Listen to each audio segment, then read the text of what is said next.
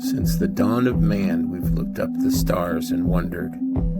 The night skies give cryptic answers, but still we ask and wonder.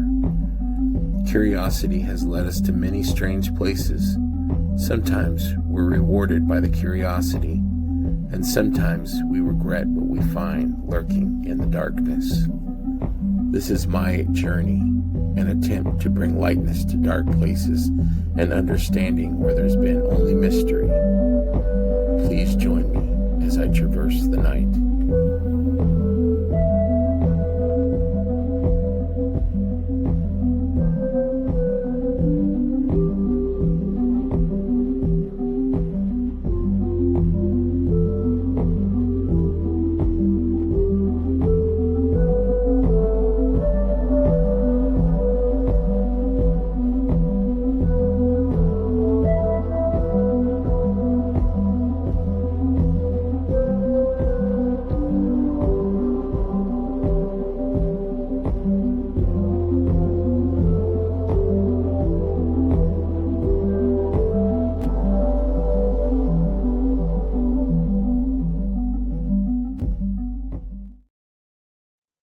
Hello and welcome to episode 9 of Nighttripper. I am welcomed back by Mr. Nate Baertsch. Thank you, sir, for taking an evening. And this is a busy evening. The people that watch this may know why it's a busy evening, but if not, that's okay. Just know for us nerds, it's a busy evening, or it's an eventful evening.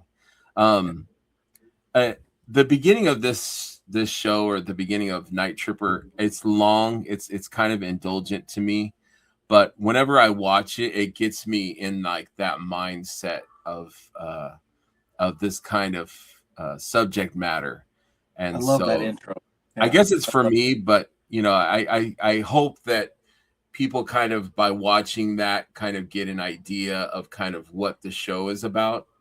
And maybe, and eventually, like somebody had brought it up too, that they're like, well, you should talk about what the different images are on the show. And it's kind of like a reminder. So it's like, oh, you know, the Amityville house, I need to show that, or talk about that. Or, oh, there's, you know, Stephen King's house, I need to talk about that. So it's kind of a reminder for me of little topics in the future that I would definitely want to. And so a few of those pictures are of, UFOs, or as they call them, UAPs now. I still like to call UFOs. I do too. I do too. It's just that old, I think of like In Search Of, you know what I mean? With Leonard Nimoy and just that kind of mystery of the unknown, you know, unknown tales or something like that. And there's something about it that it's got like an eeriness, and there's something about unknown, and that's kind of what this show is about, is like kind of talking about the unknown, so it doesn't carry that fear anymore, that fear of not knowing. And not saying that I'll ever achieve any kind of enlightenment or anything, or maybe I will, but that's kind of what I really wanted to do with the show, is kind of like just talk about it, and talk about, you know, experiences with friends, and share things, and maybe come to mutual understandings, or just tell good stories. I had my buddy Faisal on a few weeks ago, and he's like, I got some ghost stories, and I'm like, let's go. I am ready. I'd love to hear some ghost stories. And we had mentioned you once or twice, and I had told my wife, I'm like, she's like, who are you talking to tonight? I said, I'm talking to Nate. She goes, which one is he? Nate Baertsch? And I'm like, yeah, Nate Baertsch. And then I go, he's the one that had the house that, you know, they kind of made peace with the little spirits that are there, the lady in the blue dress and stuff. Like, oh yeah, I remember that. So that's how she kind of remembers you. Awesome. But you and I had kind of talked about wanting to, I think you had sent me a message like, I want to talk UFOs a few weeks ago or a month ago. And I'm like, yes, let's do it. And my buddy Rob Zamora, he had also said, I want to talk UFOs. And I'm like, yes, let's do it. So I'm fulfilling half of that tonight. I do want to talk about UFOs, and I have another topic that I do want to talk about as well. But how are you doing, man? How's everything going with you? Before I'm blabbing, but how are you doing? I'm doing well. I'm doing well. I'm a little tired, but it's the end of the day and we're only midweek, but I'm good. We're getting there. I'm doing good. We're busy. We're like you and I were chatting beforehand, and I'll just repeat it here. We're very busy right now at the studio, getting stuff ready, and there's a lot. There's a lot, as you know, even this evening. It's going to be a big night for us. And then family-wise, it's good. I actually had my middle daughter has moved back in with us. Okay. And with that comes her dog. And okay. We were not a dog family before, but now we are. You're integrating. And it's awesome. Yes, we're integrating, and it's good. It's good. Willie's a good boy. Yeah, it's nice to have family, especially close family like that back home, and you get to see them every day. Yes, it's been actually a lot of fun because she was one that moved the furthest away when she went off to school. Moved to the other end of the state, and Utah's a pretty big state, so yeah, it is a big state. We wouldn't see her quite as much, but now, seeing her every day again, it's like, this is great. She's worried she's going to revert back to her high school self, because I think we all, anytime we go back to mom and dad's, we kind of revert back to a little bit of being like a kid again. But so far she's fine. She just got a job up here. She's super excited. Congratulations. So there's a lot of good things going on. A lot of wonderful things happening. It's wise to recognize the good in life, and to focus on that and hang on to that. That's kind of my, self-advice, is to adhere to the good things and the positivity, and, kind of shrug off the negativity and the things that might drag you down a little bit. So I'm glad that you're doing well, man. It's always good to see you, and I'm glad that you're thriving and your family is good. Thank you. And likewise, so, it sounds like things are good for you. Yeah, as well. Yeah, heck yeah. I'm getting ready to go to a convention in a few days, and see a lot of good friends. So I'm excited about that. Very happy about that. And I'm not working, so not working for 4 days is, that's a good thing. I'm happy. Looking forward to that. So you had sent me we were talking about, taping a show, and I had thrown a subject to you, and you're like, yeah, let's do it. That sounds good. And then you messaged me this morning, or was that yesterday? I'm terrible. It was either I think it was late last night, so it would be early morning for you. Yeah. And you said, I think I saw a UFO. I saw something. And I'm like, let's start with that, man. Let's go. Tell me. Let's do it. It's fresh. We'll rip the Band-Aid off. It's throughout my life, I have seen things in the sky that I've questioned and wondered, and we'll get into those. But last night, it was 11:30, almost midnight. My son had come home from his girlfriend, and he and I were out in the backyard. He wanted to go out in the backyard because on his way home, we saw on the other end of the valley, big thunderstorm, and it was. He said, "Dad, it's like Ghostbusters lightning." Right. Out there. He's like, it's a good analogy. It was a big, huge thunderhead that was on the other side of the lake from us, and it was one of those where it was so expansive that when lightning would run through it, it would light up the whole cloud, which would intensify the brightness of the lightning everywhere. And so he's a bit of a videographer, photographer, so he's wanting to stay outside and capture some of that, and I'm out there with him. And we're just chatting and having a good time watching the lightning.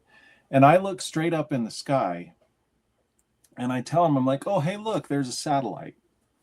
And it looked just like a satellite. It moved in a nice linear satellite kind of way. And I didn't think anything of it, honestly. I'm just like, that's cool. It's a satellite. And whenever I see a satellite, I always like to just kind of linger on it and watch it a while. Watch its arc or its travel across the... And typically it's very easy and clear to see them go across the sky. Like, they're pretty bright. But this one was different. What happened was I'm watching it and I'm looking up, and in my head it's a satellite, and it goes, and there's a little tiny cloud up in the sky, and as it passes through that cloud, all of a sudden it picks up speed. Like usually with satellites, they're in orbit, so it's a constant speed. But this thing starts to pick up speed, and I'm like, what the heck? And then all of a sudden, like this laser blue light kind of zips. It wasn't big or flashy. It was just a very thin little thing, and then it disappeared and it was gone. Wow. And I'm like, well, what was that? Right. You know, and that's all it was just I didn't have any other, woo-woo feelings or anything like that about it. It was just, we were out there and I was telling my son and he was watching it and looked at it. He saw it He's too? like, yeah, he's like, Dad, I don't know what that's weird, because if it was a satellite, there was a lot of horizon still to see, a lot of sky left that we should have been able to see it, and we didn't. So that was a weird one. And then sure enough, I know that I'm coming onto this show, and so I'm texting you at midnight or whatever in the morning, and letting you know it's like, we got to talk about this, because absolutely.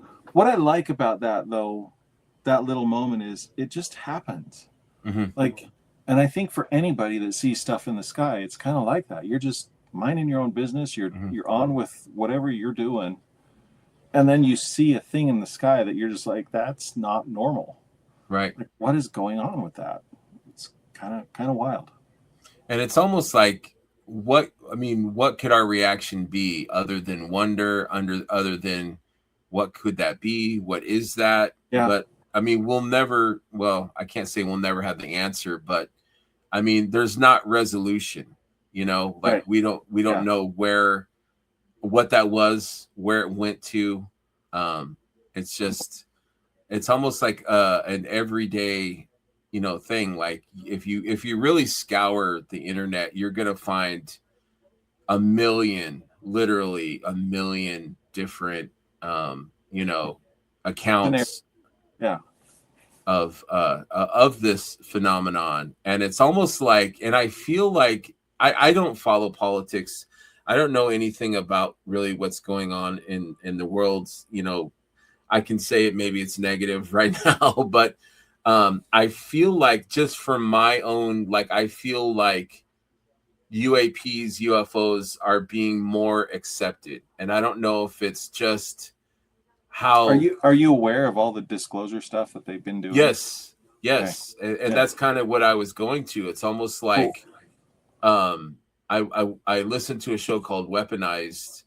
I haven't heard it in a while. It's a really good podcast, but they kind of track like what's going on with the government, and they're they're letting information out, that might have been sensitive, that might have been, but I feel like, and he and the guy, I forget his name, that hosts the show, the main guy, was saying that, like, they could present this or that, they could release this, but a lot of people just don't care. Yeah. It's like they're waiting, like the people that are excited about this information are like, oh my gosh, it drives amazing. Me nuts, because I'm one of those guys that's excited about it. Yeah. And I go to talk with my family and they're like, yeah, whatever, Dad. Yeah, it's like on page 7 of like Yahoo News or something, and I'm like, wait, look at this. This is really, like, if this is real, that's going to significantly change our world. Right. Significantly. Right. It should anyway. You know what I mean? I mean, why do you think that is? Do you think we're just too desensitized to like everything, that we're like, unless there's like an alien that, walks up next to the president and says, what's up, guys? We're going to be like, whatever, Yeah, I think, well, I mean, this trickles back to, I remember when I first started talking to my kids about it, and Shelly, my wife, they're just like, didn't they already do this back in like 2017? And it's like, yeah, they did. They showed off things and there were, fighter pilots and various Army personnel that went and testified in court that said, look, we have video of this stuff. We don't know what it is. Right. Take it or leave it. They have protocol. I mean, they have, what they do in these types of situations. And so it's happening all the time. There's all this stuff that we just don't know. And I think what's happening is, with all this disclosure stuff, is that they're releasing, the term I keep hearing over and over, and I hate the term. I hate it. They call it the nothing burger. I don't know if you've come across. I haven't heard that. No. There's a lot of people are like, oh yeah, they did the disclosure, and it's a big nothing burger, because all it is added video from military that Right. sometimes is clear, sometimes is fuzzy, sometimes is whatever, and it's just stuff. Like, I think one of the last times they had a disclosure, or they had a drop of various files that we could kind of look over in the public domain. And it's like, they just kind of said, here it is. We'll let you decide for yourself what you think, Right. what it is. And I think what everybody's waiting for is, like you said, that we're waiting for that. Okay, here's an alien body that we've recovered. Right. Like, I think all of us want that to happen. You know what I mean? Right. Something more when tangible. That happens, yeah, when that happens, that will be and I don't know, I've heard this discussed numerous times. I don't know why we need the government to be the official be-all, Right. end-all. Like, just because the government says so, now we're all going to socially accept it. Right. Except that's kind of how society works on some They level. know what's best, I guess, and we can't be trusted with the knowledge or the experience of talking to extraterrestrial forms or something. I don't know, but I agree with you about that. And I wonder if, like, I acknowledge, I will say that there is definitely extraterrestrial life. So me talking about it, I'm saying that I believe it, but yeah, I wonder as I'm talking about it, I'm not skeptical about it at all. I just wonder, do they, talking about extraterrestrials, do they like, do they like the suspicion or the disbelief, like maybe they use that, like they're like, they're not going to believe, that people are not going to believe that, this is really us, or that ship is really our ship, so, we don't really have to be as cautious these days, because, people are going to think it's AI, or people don't care. You know what I mean? Maybe they realize people are indifferent. People are so caught up in their own, what they're got going on, that they don't really care, unless it's really something that slaps them in the face. They're not going to be worried about, seeing a UFO flying in the ocean and then inside the ocean, Well, and that's the crazy thing. There's the stark reality is we know more about space than we know about what's going on in our oceans. Right. That is. I mean, that's a whole other can of worms episode. Also. Yeah. Yeah. That's like a whole other thing of just that. I mean, there could be all kinds of things down in the depths of the sea. We would have no idea. They could have full bases and stuff down there. I don't know if we would know. Yeah, I don't think so. Yeah. It's kind of wild. And I think some of it is like, in the 60s, it was like a space, like we were a race to, to get to space and exploration and stuff like that. And I don't think that, and I don't know if it's funding, I don't know if it's loss of interest, people don't care, I guess, but like that exploration or sense of wonder is just not there as much as it used to be. We're about the same age, aren't we? Or similar age? Yeah, I think I might be a little bit older than you. I think I remember, because I remember being a small child, and the space race was still pretty active. Mm-hmm. Like I remember being the shuttles, I remember being 10 years old and seeing the shuttle blow up. Yeah, with a school teacher, and I was, and me that too. Was shattered. Same thing. Like, that was crazy, and we were still very actively doing stuff, and it seemed like after that, there are no little green men on our moon. Turns out it's not cheese, it's actually rock. So maybe we're bored with it at this point. I don't know. And so they did lose funding. They lost, and some interest was lost. And I'm grateful that there seems to be a bigger resurgence currently of learning more about space and doing more stuff. I mean, we sent astronauts to do a flyby on the moon, which was cool. Right. Like, that was a pretty big step. And then even back to the disclosure stuff. I mean, some of the compelling things that they showed were photos from the moon missions of lights in the sky observing the astronauts there while we were on the moon. And it's like, that's crazy stuff. Yeah. So it's like, if it isn't our stuff, then whose stuff is it? Right. And again, it kind of goes back to that story that I shared from what I saw last night of, well, we have this information, we saw this thing, it came and it went, and we have no idea what it was. And I don't know if we'll ever know. And that's I think it's a matter of too, like how do we process, or what do we do with that information? You know, like, are they actively communicating with us, or are they just interlopers? You know, like sometimes, like I stare at the stars all the time, like ever since I was a kid. You know, after seeing Star Wars when I was a kid, like really made me notice the stars and wonder about the adventures and what was really out there. But you know, and sometimes I think, like, what are they? Are they tourists? Are they, you know, just you know, maybe there was a beautiful storm that they knew was coming and they wanted to experience it. You know, let's go to Utah and you know, look at this beautiful storm. You know, check Alexa and let's see. You know, let's fly out, Harold, and you know, experience this beautiful storm. You know, not like people are gonna believe us anyways. So let's go. You know.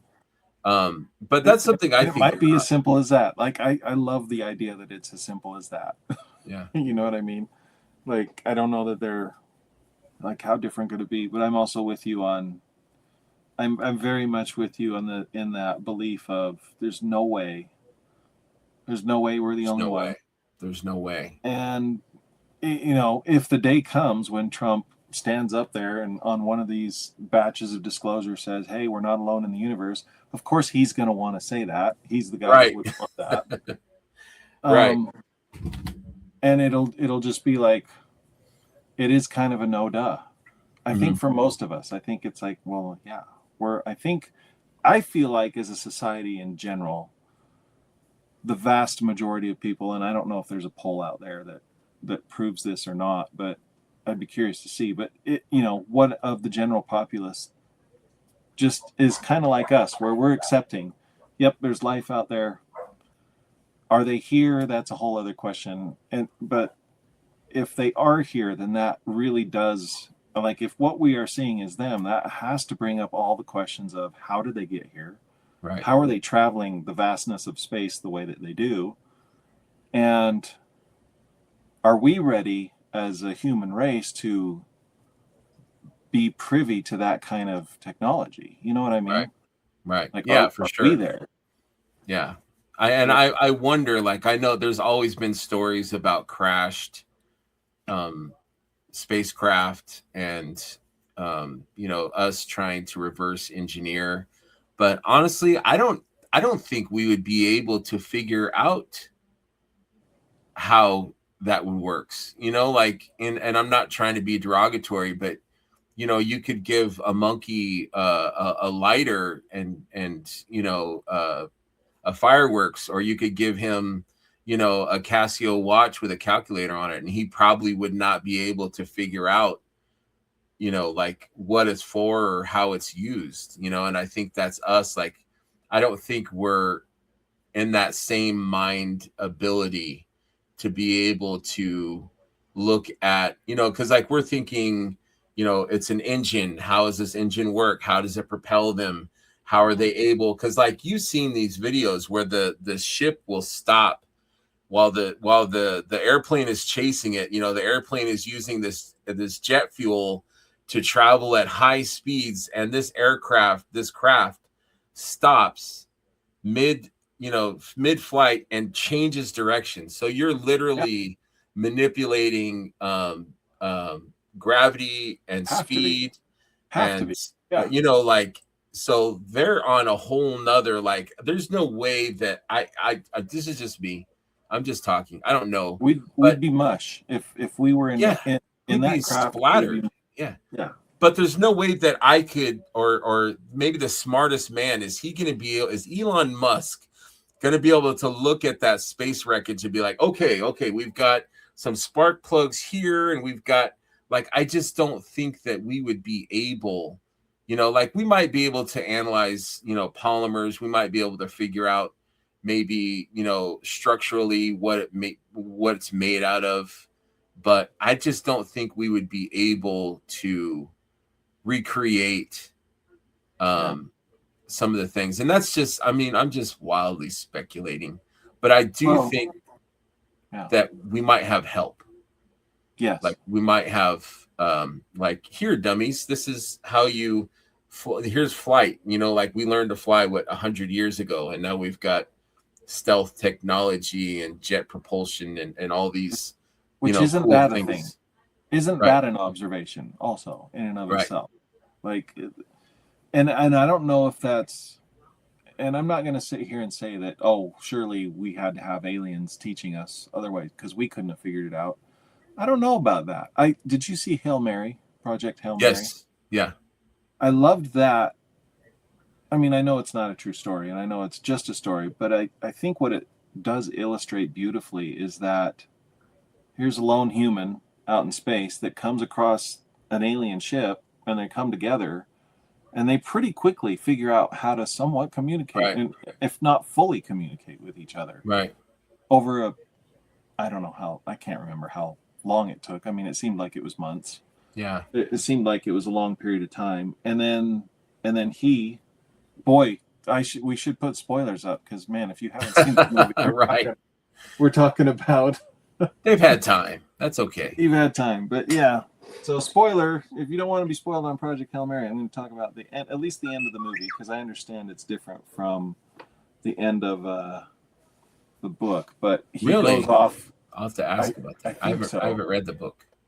He goes off to the planet, and he literally lives on the planet with them for basically the rest of his days. And he very much does become aware and adapts to their way of life. And I think for me that was one of the most beautiful things about that movie, was just as a human being, or as a human race, hopefully the better part of us is willing to get to know anybody regardless of where they come from, right? No matter how alien or unlike us they could be, but yet we could still form a friendship, form a relationship, and be able to share ideas together. You know what I mean? Yeah. And I think there's a big part of me that hopes for that. Me too. In all of this alien stuff, like I've often just sat and thought to myself, man, if this is all real, come on over. Like, let's have a barbecue in my backyard. Yes. Little green men, come on down. Yes. I'll Nordic, cook whatever you're reptilian, eating, whatever you eat. I don't know. And maybe I'm overly optimistic, because there is the idea too that some of these aliens are maybe not friendly and don't have our best interest in mind. But I still, from the various accounts that are kind of bubbling up now in this day of disclosure, it seems like for the most part, goodness is prevailing. You know what I mean? Yeah. Like that they're not here to take us over, kind of a thing. Right. Yeah. I think that they would probably not have a problem with that, but I think, I like to think that maybe they're advanced and they're, more evolved than us, and they are great examples of peacefulness. And I've seen videos where maybe a fighter has attacked them, and I think one video I saw, and I don't even know if it's real, but it did attack back the plane, but I don't usually see any kind of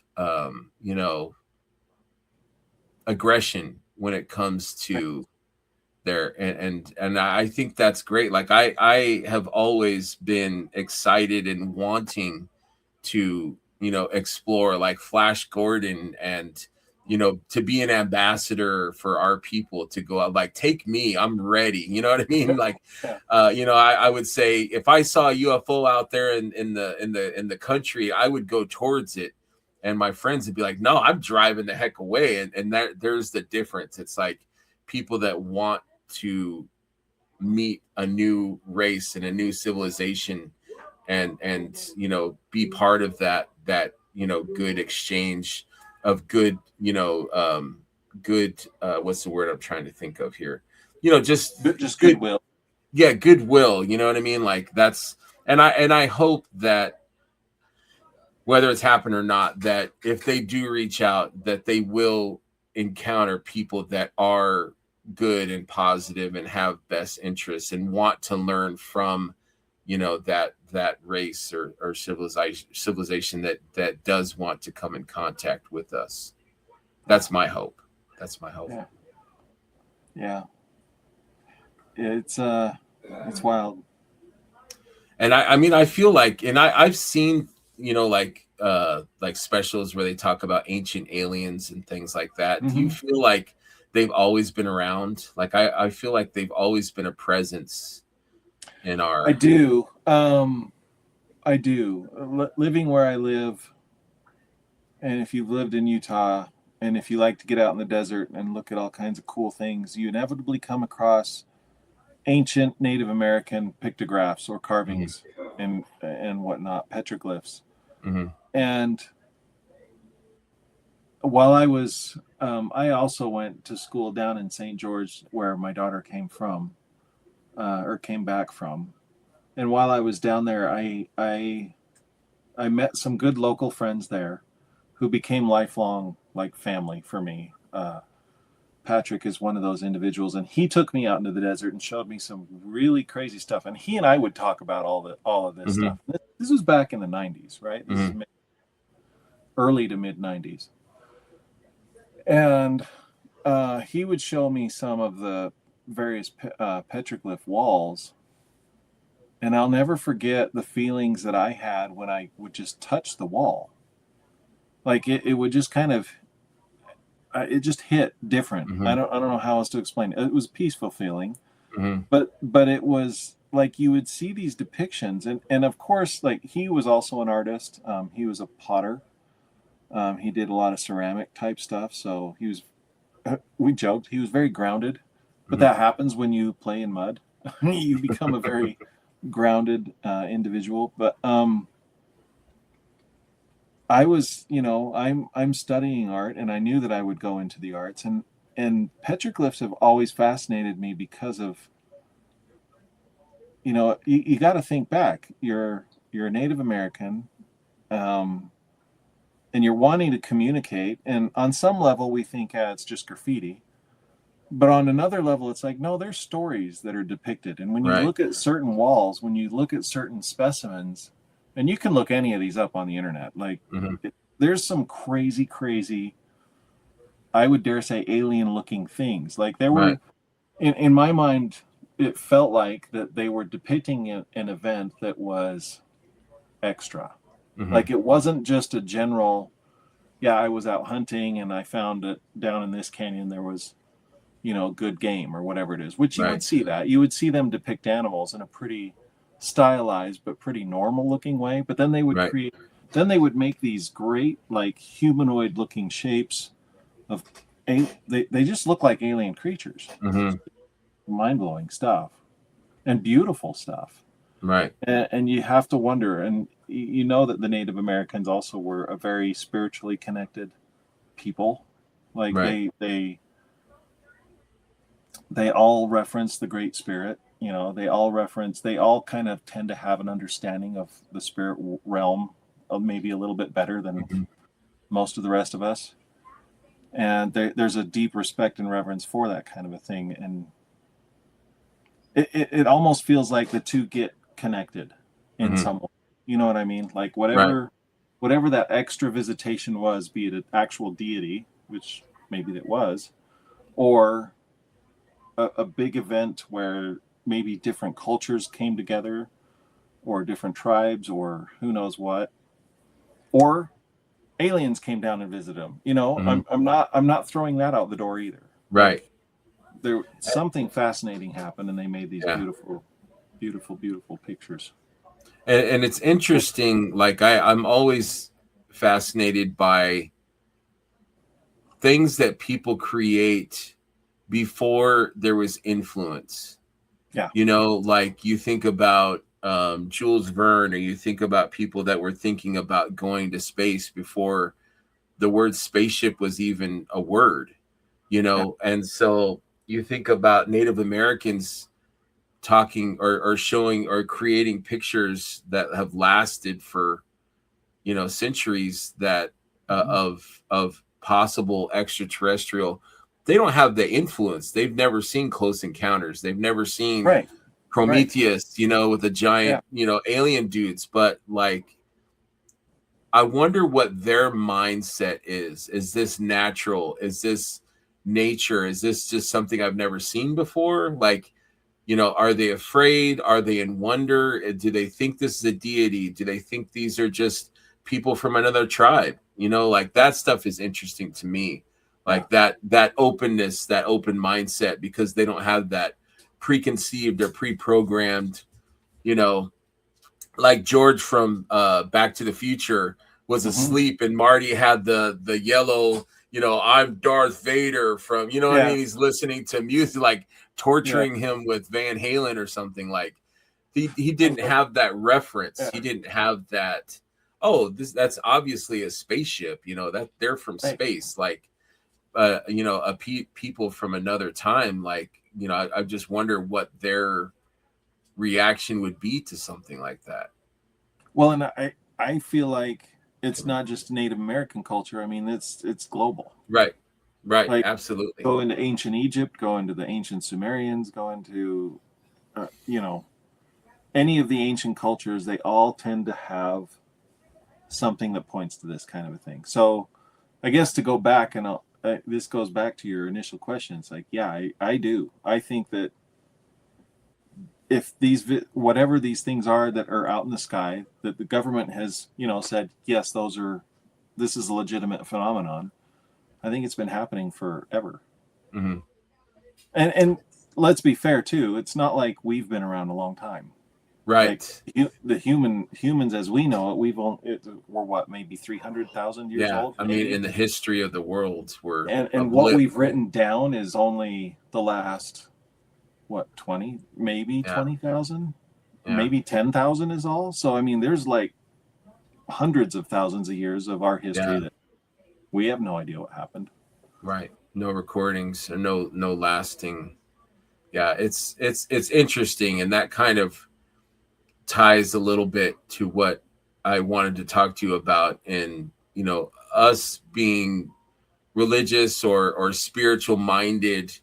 Like, I always wonder how that fits in, because I feel like sometimes religion, and this is just my observation, it might have a rigidity, like, this is real, this is not. I did a search the other day on what does the Bible say about ghosts, and it was kind of like the Bible mentions spirits, but it doesn't really talk about life not in heaven or hell, or what I mean? Like, it's not really talking about ghosts, and of course there's not really any mention of aliens or anything like that. So am I shunning all of this paranormal or different stuff away and embrace religion, or is there a way to be open-minded and kind of fit them in your mind as, like, this is nature, this is the world, this is the unknown that we don't know about? That's kind of how I look at it. Like, I don't have the answers, so I'm open-minded. I'm not rigid in my thoughts or beliefs. I still try to hang on to my religion. I still believe, but I feel like there's so much more that we don't know, and I'm okay with that. Right. I'll maybe share a conversation that I had with my wife years and years, probably 20 years ago. We were out on a walk, and I guess I have to preface this a little bit with my faith. So as you know, I'm a member of the Church of Jesus Christ of Latter-day Saints. It's a mouthful, I know, but that's the name of our church. We used to be known as Mormons. We don't like that term as much anymore, so that's why we're trying to change things, because we are Christian. We believe in Christ. We firmly believe that Christ is the head of our church. Like, that's what I believe. Like, I follow him. I don't follow a prophet necessarily. Mm-hmm. I do believe that a prophet is a good person that is Right. trying to share the will of God with all of us, just Mm-hmm. like we read in the Bible. Right. So in the LDS faith, the idea in many ways we should be very open to UFOs and life out there in the rest of the universe. Like, we have a body of scripture called the Pearl of Great Price that literally talks about the planet and the star systems that God the Father and the Savior Jesus Christ Mm-hmm. and basically our human family live at, which isn't here. It's not here on Earth. It's like out in space, Right. somewhere else, which technically means, hey, we're all aliens. Right. You know what I mean? Yeah. I mean, that's one way of looking at it. I recognize that that's kind of, I'm being maybe a little less reverent about it, but at the same time, that is a part of our faith. We definitely believe that our Heavenly Father is the creator of the whole universe, like Right. all of it out there. Right. And that we know, and this should, like, most people should know this, because Moses, well, no, this still comes from the Pearl of Great Price. So I suppose it is limited to whether or not you subscribe to my particular faith. But in the Pearl of Great Price, in those writings, there is a chapter about Moses, and it talks of how he sees our Heavenly Father's creation and how it spans the entire universe. Mm-hmm. And it's like, he says it's worlds without number. And like worlds with life on it, it would be the same as the grains of the sand on the sea. You know what I mean? Wow. Yeah. Like, that's the way it's described. So on some level, I have to, like, if I really believe what I believe, then I have to accept that, yes, God's children exist all across the whole universe. Right. And God's children means that we are kind of made in his image. What is that exactly? I don't know that I know that. Right. Other than we can recognize that there's a head, two arms, two Right. legs, hands. And it's interesting that all of these supposed aliens that are potentially real now all kind of fall into that humanoid shape. Right. So I don't know, is that a divine signature? Could be. Are they our brothers and sisters just from another brothers and sisters and who knows what else, right? Right. That exist from other worlds? It shouldn't be a stretch for me. So coming back to the silly conversation that I was having with my wife, she tends to be more of the, I'm not slamming her, I love her to death, but she's like she's very literal. Like, mm-hmm. An example of this is, I fly all the time in my dreams. Mm-hmm. Like, if I'm dreaming and I know I'm dreaming, I'm going to take off and fly. Yeah, you're going to take advantage of that freedom. Right. Whereas with her, she is so practically minded. She's like, "Why? I've never flown in my dream, and why would I ever do that?" like it's just not something that I do here on Earth. So why on earth would I go beyond that and try to fly by myself? Like, because I'm not a superhero. I know that that's all fake. That's kind of adorable about her, though. Yeah, it is. And I think there are a lot of I think a lot of people are like that, and that's fine. I agree. So we were talking, and I'm like, we were talking about all those other worlds that I was referencing earlier. Mm-hmm. Like, surely there are other planets, and in my mind, I'm going to Star Wars. I'm going to, like, Star Trek. I'm going to all these things of, like, people could look, if we're all God's children, what we see on Earth is surely probably just a tip of the iceberg of what could be. You know what I mean? Right. And in her mind, she's like, oh no, all those other planets, they just look just like us, and it looks just like Earth. Like, and she says it so matter-of-factly. Right. And I'm like, you know what? There probably are. That's probably true. Yeah. And I mean, if you look at what are the supposed Nordic aliens, I mean, that's essentially that. They're maybe a little taller than us. They're exceptionally beautiful people, but they are, for all intents and purposes, human. And they're the ones that are supposedly, according to some whistleblowers, like, they've been walking amongst us forever. Mm-hmm. Like, we Nordics are aliens that are not from here, that are just walking amongst us. And it's Mm-hmm. like, I don't know. So on a spiritual level, that's kind of where I stand. I still hold to the idea that we haven't seen everything yet. Right. Like in my mind, I think it would be very close-minded of us Yes. to Totally agree. assume that they're exactly like Presumptuous. us. Yeah, I think,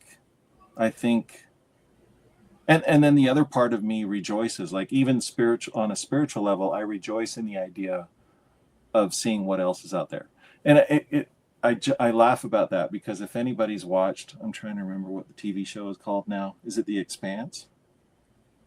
It's a sci-fi show. Mm-hmm. Do you know what I'm talking about? Yeah. It's in the future, Yeah. and we're sending spaceships out, and they specifically make fun of. Well, I don't know if they're making fun of. They take seriously the idea that Mormons believe that we need to just go out into space and evangelize the gospel out in Mm-hmm. space, also kind of a thing. So Mm-hmm. we have.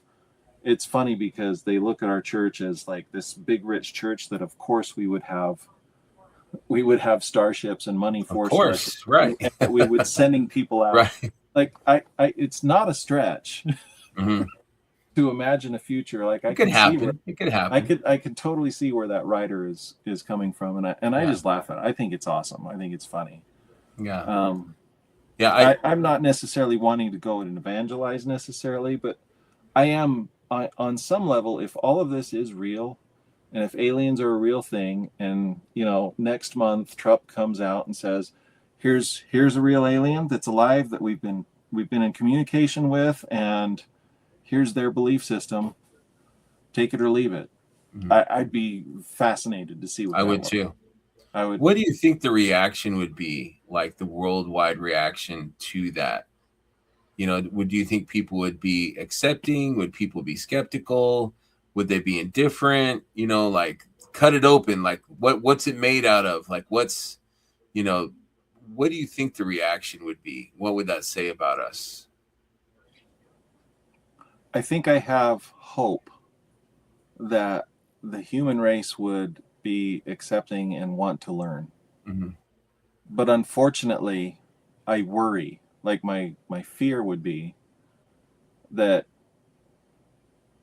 somebody would try to assassinate that alien, Yeah. or somebody would, someone would take a hard stance, and you got to wonder on some level, because let's not forget also that a lot of alien encounters, if they were real or if they were not, but a lot of those alien encounters for a lot of people were not pleasant.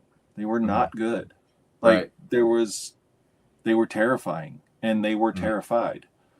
And it kind of goes back to what I was saying, where it's possible that some of the alien species that have visited, if that really happened, were not here for our best interest. Mm-hmm. Um, and so I would worry about that. I would worry about that, but I like still the optimist in me still hopes that, and I do feel like society in general has become kinder. I would hope. I agree with that. More compassionate, maybe towards others. Yeah, I agree with that. Um, you know, um, what was I going to say? I had something about the alien, like what our reaction would be to it. Shoot, I totally lost my train. I don't know. I like your thought of we're all God's children, like it doesn't have to be just this world. It's like let's broaden our perspective a little bit. And it all does come back down to that umbrella of nature, like yes, we know how to make aluminum foil. We know how to make, these advanced polymers that our Prius is made out of. We know how to do this stuff, but deep down we're nature, we're natural, we're made of the same DNA parts. Yeah. So we like all our fall. DNA is just barely different than a chimpanzee's DNA. Right. And so the biological makeup of beings from another planet, I mean, they're organic just like us, as far as I know. So like we're all part of something organic, something that's natural. They might be way more advanced than us, but we're getting there. That's kind of how I see it. I think that my thought is that God, and please, hopefully no one takes this in an offensive way. This is just me thinking, a long nights by myself, that God is a scientist and he loves creating, and he loves experimenting, and what this beautiful flower can do, or I'm going to make a bumblebee and it shouldn't be able to fly, but dang, I made it so it does, and it's perfect. Like people have said before, I don't believe in God, and I'm like, how can you not? Like, there's no way. And this is, maybe I shouldn't be preaching, but for me, it's like, if you look at nature and see how everything is perfect, like there's no way randomness could create that kind of symmetry. And mathematicians are like, look at this, like, it's zeros and ones, but it's like a perfect, like everything is made exactly as it should be, until we mess it up or start tampering with things. But I just think, like, if it's under the umbrella of nature, like it encompasses everything. Like we are all part of this universe, which is the only word we could think of. It could be universes upon universes, because we don't know the size of God. We don't know the scale. Our ant brains can't figure out, like, we can't even figure out, his scope or what he's capable of. We don't know. And we shouldn't question probably, but that's how I see it. I see it as, we're science. And I feel like some of the evolved beings that maybe have come see us in a scientific way. Like I never did, but I know in class there was people that dissected frogs, that would dissect a cow's eye. So I think maybe with some of these beings, they look at us as that frog, as a scientific, like they're learning about us, and maybe they're not thinking compassionately, like, ouch, that's going to hurt his butt if I put this, so, I think they're more interested in discovery and learning and science than maybe whether or not we had a good time or not. So I think that's my thought on, like I think it's science. I think it's just science and nature coming together. And we may have called it magic back then, but we need another word for it now. I don't know. I'm rambling, but that's just my beliefs. I think there's room for, if you're open-minded enough, like, and I'm glad that you have that same mindset. Like, if you're open-minded enough, like, there's room for everything. Like, I don't need to be so rigid, like, I can believe this, but I don't believe that. And it's okay if you have that practical mindset, but, leave a little room for what we don't know or what we can't prove, For sure. And walk a mile in their shoe for a minute. Yes. Just walk a mile. That's your alien slipper. Yeah, put on the alien slipper, and I would love to see that. But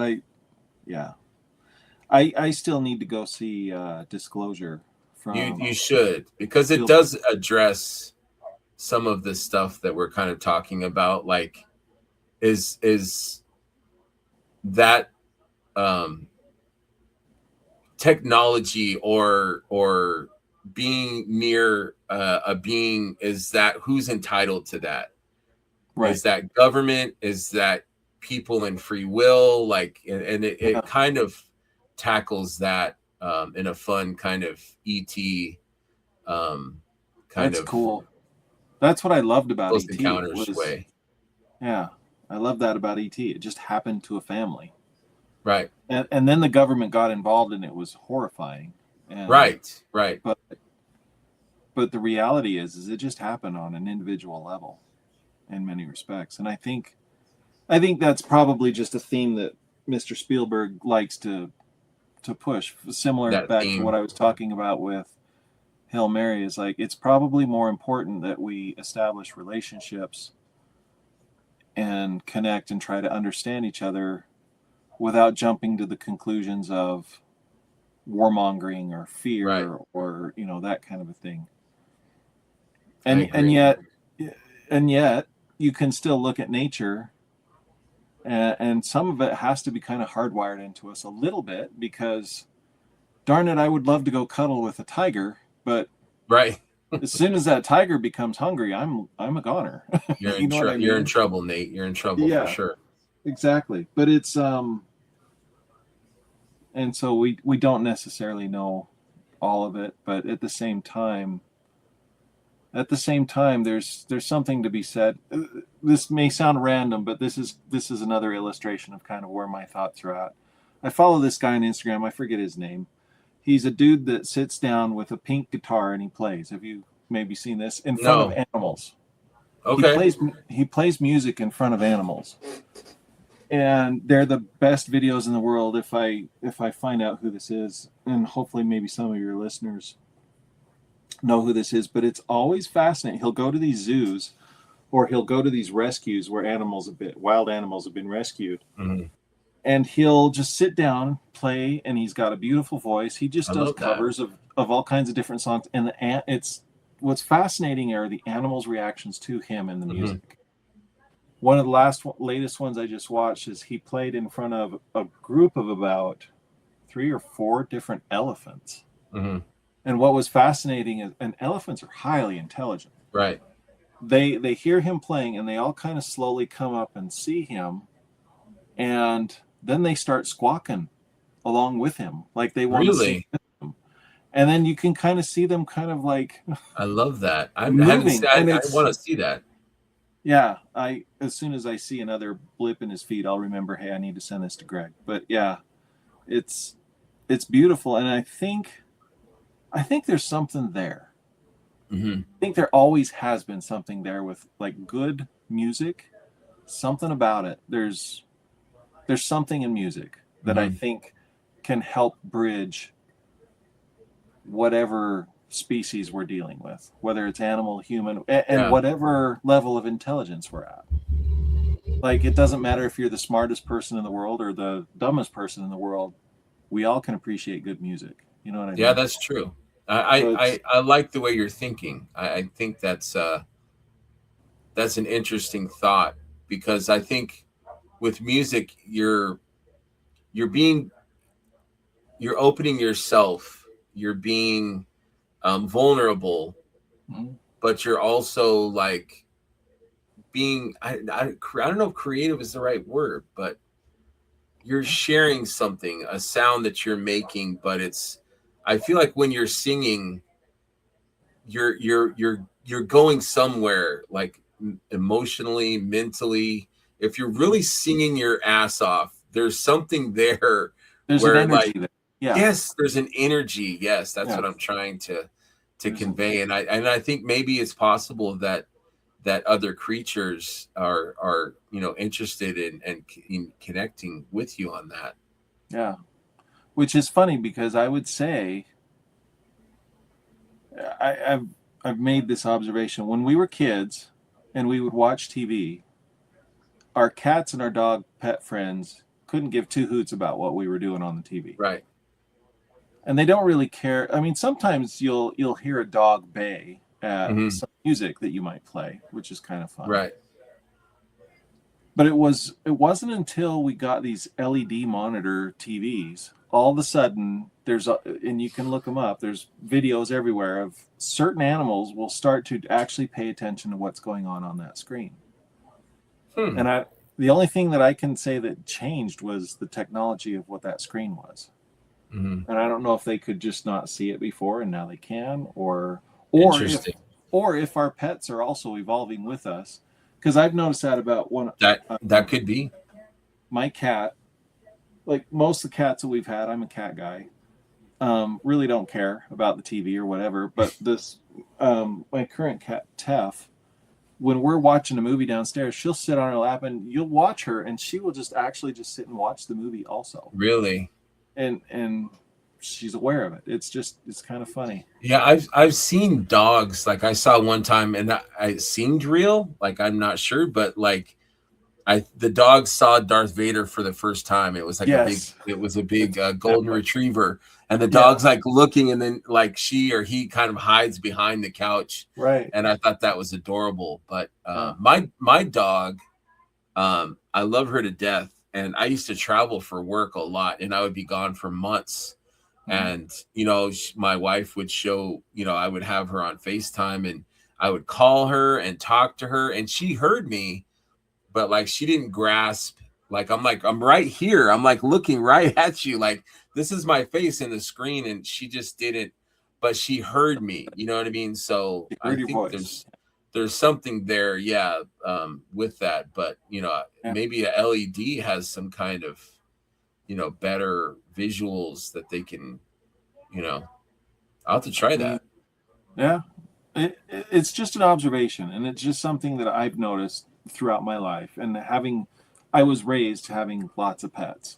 Mm-hmm. When I was a kid, we had dogs, cats, we had horses, we had birds, we had fish. And I've simplified it down. I just have some fish and some cats, but my mom still has horses and dogs and all that stuff. And I've always been of the mindset too, like if we're talking of aliens in this episode, I can't help but also include, kind of to your point, like the whole nature of we're a species that interacts with other species. Yes, thank you. And I think I think that connects. Right. I think that's so we have to find a way to connect with other creatures, and I think we can without words. You know, I see my two dogs, and I could swear that they are communicating with each other and not even making a sound. Absolutely. And I don't know if it's just they absolutely do. There's no question in my mind. I don't know if I don't think it's thoughts, because they're words. I mean, they don't have, like, as far as I know, a language. You know, they're not using my words. So, you know, what is it that somehow they can convey? So I don't know. I think animals have senses that maybe we're not even noticing or able to figure out or quantify, or, you know. I believe that completely. Yeah. Right. And I believe that because of what I've seen and the interactions that I've seen also from various animals. Yeah. Because I mean, think about it. I mean, as complex as we like to think we are, I mean, everything else evolves and is just as complex as we are. You know, like I think animals and mosquitoes and, you know, Komodo dragons, I think they're all complex creations that are just as advanced or have things as figured out as we think we do. So, you know, they're doing their own thing and living their own life. And I don't know. So I think that I think you might be onto something about that connection. Like we're all, you know, in this, you know, we're all in the experience together. Yeah, we're all in this experience together. I agree. Yeah. I agree. Man, we could keep going, but I probably need to get. Yeah, no, I appreciate. Yeah, I appreciate your time. Yeah, we can always revisit. I'm always happy to talk. I still haven't shared two of my other UFO stories. Yeah, well, I mean, you message me when you're ready to come back, and we will carve out some time, and we will get it done, because I always enjoy our conversations. I'll see you in November in person, so I'll be happy about that. But hopefully we'll be able to connect again soon and talk more of this good stuff. I hope so. I love it. And likewise, take care of yourself and have fun at your show this weekend. Thank you, man. And I will talk to you soon, I'm sure. And keep looking at the stars. That's what I always tell people. Always. Keep looking at the stars, and always have an open mind. You know, like if you open your eyes and open your mind, you're gonna see stuff, and it's not bad. It's a good thing what Yep. you see, unless it's your neighbor's window. Then don't look that way. Look Don't up. look that much. Yeah, don't look that much. That's right. I All don't right, want Nate. anyone looking at me that much. And Yes, exactly. Yeah. Thank you, man. Thank you, man. I Thank appreciate you so much, and I appreciate your time. And thank you, everyone, for watching. And we'll see you next time. Thanks. See you, everybody.